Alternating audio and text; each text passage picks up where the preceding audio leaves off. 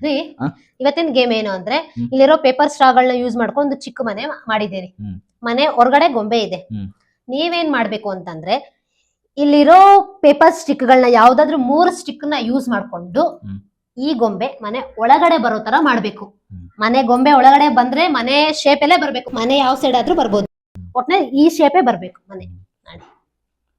3 use ಮಾಡ್ಬೇಕಾ? 3 ಸ್ಟ್ರಾಗಳನ್ನ use ಮಾಡ್ಕೋಬೇಕು.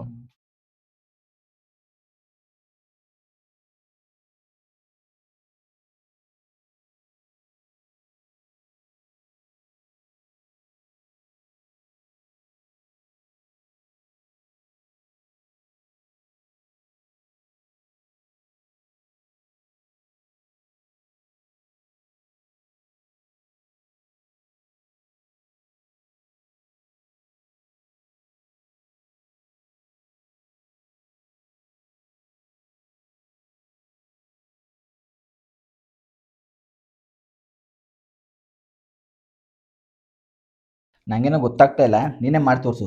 ತೋರಿಸ್ಲಾ? ಹ್ಮ್. Okay, ಒಂದು ಹ್ಮ್. ಸ್ಟಿಕ್ ನ ತಗೊಂಡು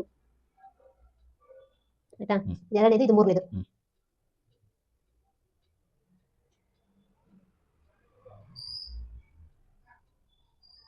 ಬಂತಲ್ಲ ಆಯ್ತಾ.